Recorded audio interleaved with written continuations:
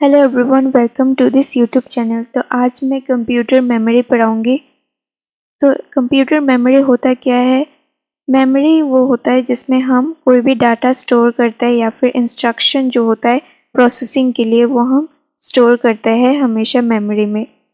अब मेमोरी जो होता है वो दो टाइप के होते हैं। एक जो होता है सेकेंडरी मेमोरी और दूसरा होता है मेन मेमोरी, नहीं तो प्राइमरी मेमोरी। अब जितने भी जो परमानेंट डाटा होते हैं वो और इंस्ट्रक्शन होते हैं और रिज़ल्ट होता है वो जाके सेकेंडरी मेमोरी में स्टोर होता है, और मेन मेमोरी और प्राइमरी मेमोरी में जाकर जो टेम्परेरी डाटा होता है वो जाके स्टोर होता है। और अगर हम कोई भी डाटा फ्यूचर में यूज़ करना चाहते हैं तो हम उससे सेकेंडरी मेमोरी में जाके सेव करेंगे।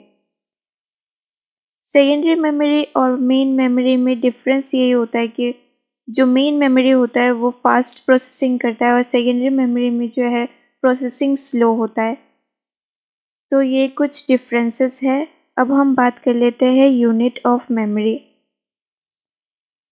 अब कंप्यूटर के अंदर जो भी हम चीज़ें सेव करते हैं वो हमेशा बाइनरी नंबर में सेव होता है, जिसको हम कहते हैं 0 और 1। अब कोई भी अगर नंबर हम सेव करेंगे तो वो 0 और 1, नहीं तो कोई भी सेंटेंस या वर्ड जो भी होगा वो 0 और 1 में सेव होगा। इसको हम कहते हैं बेसिक यूनिट ऑफ मेमोरी, और इसको हम बिट्स भी कहते हैं। फर्दर अगर हम कोई भी बिट्स को अगर एक साथ ग्रुप में जॉइन करें तो ये एक वर्ड बनता है। और अगर एक 4 बिट का वर्ड होता है जिसको हम कहते हैं निबल। जैसे एग्जाम्पल में हम देख सकते हैं 1001, 1010, 0010 एक्सेट्रा। और 2 निबल वर्ड को अगर हम जॉइन करें तो 8 बिट का वर्ड होता है जिसको हम कहते हैं बाइट। और एग्जाम्पल में हम कुछ देख सकते हैं ये सब नंबर। अभी हम देखेंगे measurement of unit of digital data, जो टेबल 1.1 है वो देखेंगे।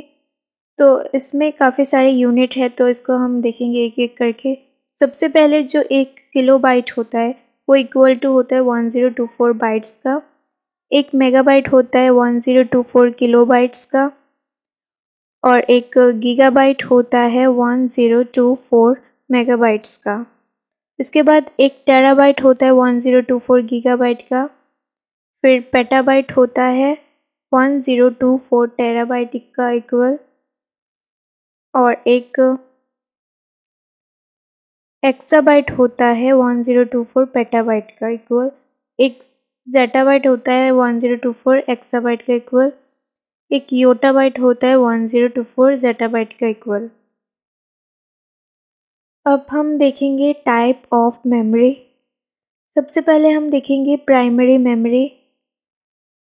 इसके बाद हम देखेंगे कैश मेमोरी। और लास्ट में हम देखेंगे सेकेंडरी मेमोरी। तो प्राइमरी मेमोरी क्या होता है देखेंगे वो। तो प्राइमरी मेमोरी एक एसेंशियल कंपोनेंट होता है कंप्यूटर सिस्टम में। और कोई भी अगर प्रोसेसिंग से पहले प्रोग्राम और डाटा जो है वो लोड हो जाता है प्राइमरी मेमोरी में।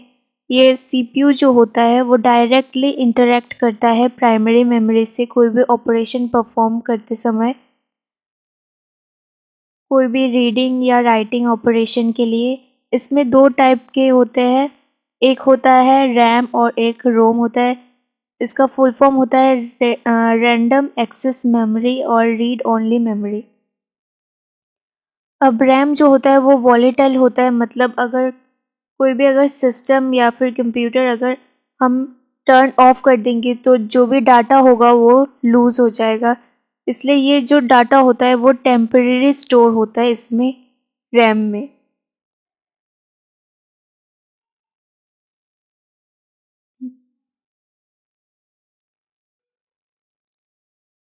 इसमें जो है जो भी सॉफ्टवेयर होते हैं वो टेम्परेली स्टोर होते हैं, और डाटा जितना भी होगा वो टेम्परेली स्टोर होगा। इसका जो स्पीड होता है वो फास्ट होता है कंपेरेटिवली रोम से।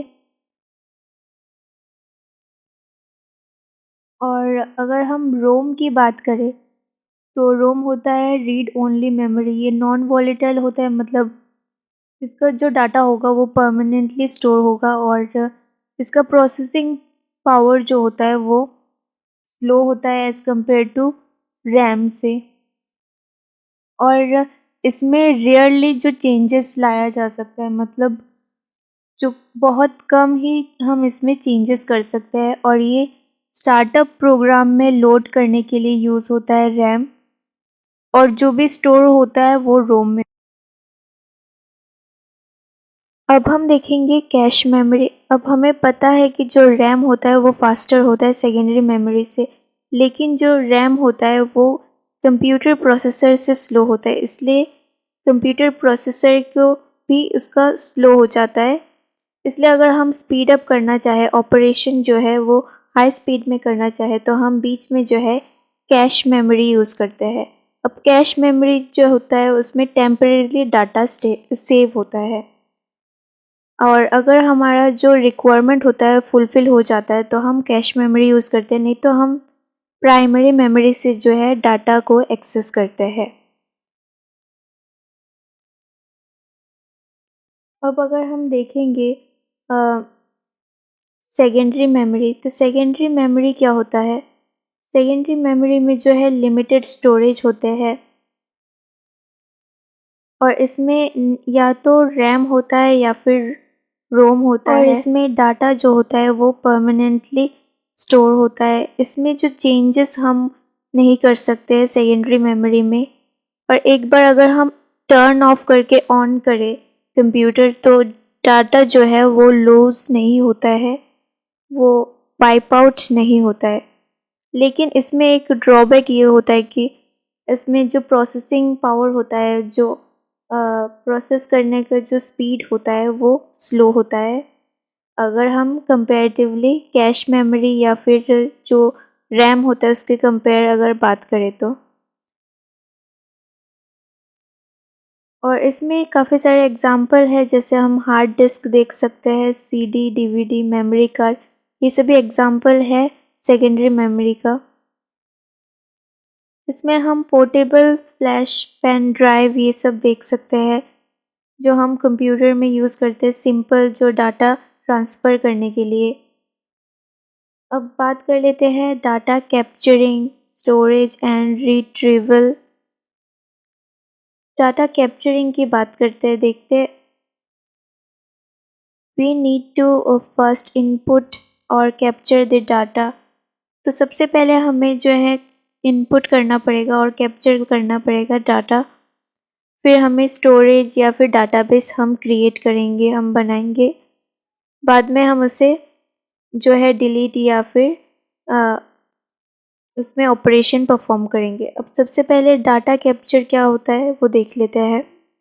सबसे पहले जो प्रोसेस होता है गैदरिंग का, डिफरेंट डिफरेंट सोर्स से डिजिटल फॉर्म में, जो हमने कहा था बाइनरी नंबर, तो हम वो कैसे करते हैं, जैसे ये जो 1.8 फिगर है उसमें हम देख सकते हैं जो बार कोड रीडर, उससे हम डाटा कैप्चर कर सकते हैं। सेकंड है डाटा स्टोरेज, तो इसमें जो स्टोर डाटा होता है उसको हम प्रोसेस करते हैं, उसको हम स्टोर करके रखते हैं, जैसे पेन ड्राइव, सीडी, डीवीडी, ये सब चीज़ में हम डाटा को स्टोर करके रखते हैं। अब जैसे टाइम बीत रहा है वैसे जो डाटा होता है उसका जो साइज़ है वो बढ़ता जा रहा है, इसलिए ये एक चैलेंज हो गया कि डाटा को हम ह्यूज अमाउंट में कैसे सेव करके रखें, कैसे सेफली उसको हम स्टोर करके रखें। तो काफ़ी सारे जो ऑर्गेनाइजेशन होते हैं वो जो होते हैं सर्वर लेकर आते हैं, तो एक लिमिटेशन ये होता है कि जो सर्वर का कॉस्ट होता है वो ज़्यादा होता है। मेंटेनेंस जो होता है, कॉस्ट ऑफ मेंटेनेंस सर्वर का, सॉफ्टवेयर हार्डवेयर का, तो वो एज़ कम्पेरेटिवली जो होता है वो ज़्यादा होता है। और जैसे हम देख सकते हैं ऑर्गेनाइजेशन या फिर कोई स्टार्टअप में, अब इस इधर पे एग्जांपल काफ़ी सारे हुए, जो जैसे pen drive, CD, DVD, tape drive etcetera जो है डाटा स्टोरेज का जो है एग्जांपल है।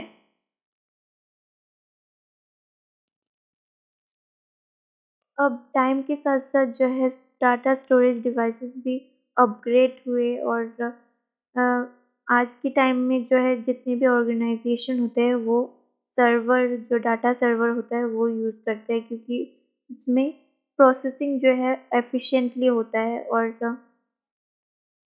ह्यूज अमाउंट में हम उसे सेव कर सकते हैं डाटा। अब डाटा रिट्रीवल क्या होता है?